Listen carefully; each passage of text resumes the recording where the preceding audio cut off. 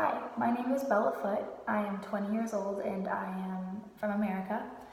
Um, I'm from Kansas City, Missouri, which is located about right in the middle of the United States. I'm currently a sophomore at the University of Missouri in Columbia, Missouri, which is about 2 hours from my home. Right now I'm filming this video in my sorority house where I've been living this year. I live in this house with about 70 other girls. I share a room with 3 of my closest friends. It gets crowded and messy, but for the most part, it's been a pretty enjoyable experience. I'm studying to be a journalist. I came to this university because it has the best journalism program in the country. I'm very interested in journalistic film, documentaries to be specific.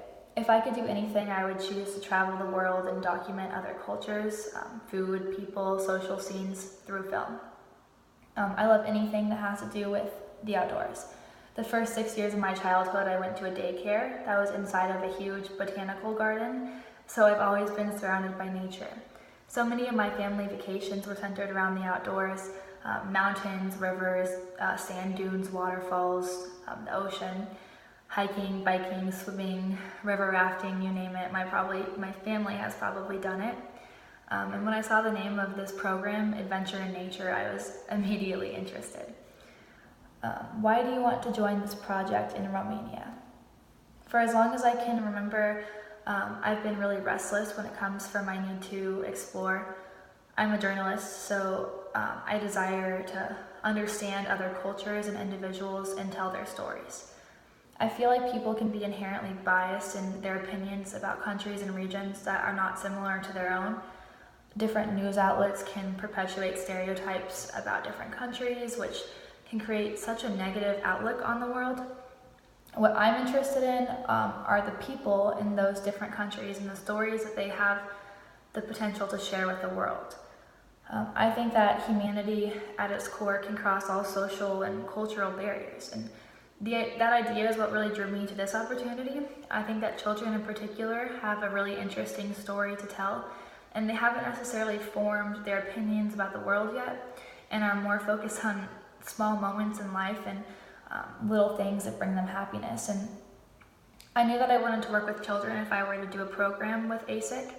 I want an opportunity to inspire them and help them grow in confidence. For 2 summers, I created a week-long summer camp for 12-year-old girls, and I ran it completely on my own. Throughout the week, we just played sports and did various arts and crafts, and I worked with about 15 girls, and I just felt that they all really looked up to me in certain ways, and any positive feedback that I gave to them really went a long way. So as the week progressed and certain girls, mastered different crafts or scored a goal during a sports game, I could see their pride and their confidence grow, and I felt very privileged that I got the opportunity to help them grow in their ability and their confidence. It's really important for children to understand at a young age that they can accomplish so much, and I would love to get the opportunity to work with the children at this camp and help them discover these things about themselves. In terms of Romania, I think that the country and the regions that this camp will take place is beautiful. Before reading about this program, I didn't really know a lot about Romania, but if I were given the opportunity to take part in this program, I would be really excited to understand their culture on a different level. What kind of problems or misunderstandings can come up with your international team, and how do you solve them? I imagine that one of the biggest problems would be issues with communication and cultural differences. I know that English is required, and I'm obviously fluent in English, but I do realize that some individuals will not be fluent and will struggle to certain degrees. I think that a good solution would be for us all to acknowledge that some types of communication will not make sense, such as certain sayings in English or types of humor. I have a drier sense of humor. And just make it known that we're all learning and we'll all be really patient with each other. I don't really think this will be an issue once we get to know each other better and understand each other's personality and humor and way of dealing with pressure. When I was 16, I took part in an exchange program. I was matched with a student in Austria, who was essentially, she was fluent in English, but her native language was German. So she stayed with my family and I for 2 weeks, and then a month later I stayed with her and her family in Graz, Austria for 2 weeks. And getting to know her was different than, getting to know someone from America. I mean, it will always take time getting to know someone well, but getting to know AESIC, that was her name, added an additional element. We had basic cultural differences. The way she phrased things, her humor, and her social interactions were all slightly different than mine. But we were just really open with each other, and we talked about what our life was like and what social norms for us were like and stuff like that. And after that, it was so easy becoming close with her, because at the heart of the matter, we were both teenagers growing up in this world, and our morals and basic cores were very similar. And she's one of my best friends still. Basically, what I'm trying to say is that as long as we communicate and are open, I'm confident that we'll be able to work together really well.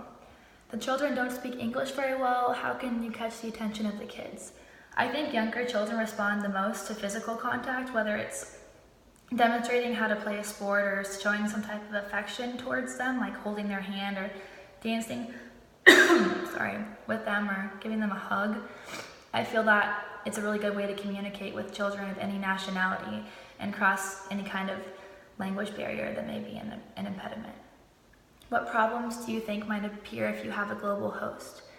A potential problem could be around language and general differences in culture, like I kind of mentioned earlier.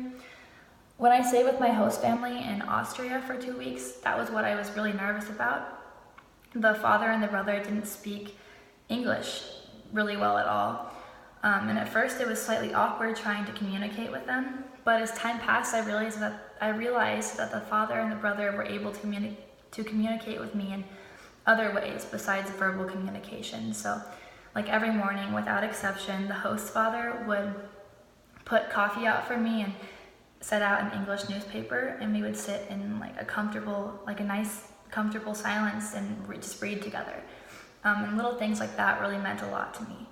And also in terms of staying with a global host, I believe that it's the best way to understand the culture of a country, because every day I just took part in their family's routine, which was just so different from my own routine, and I became accustomed to it, and I really enjoyed it, and just kind of gave me a glimpse that I wouldn't have otherwise gotten.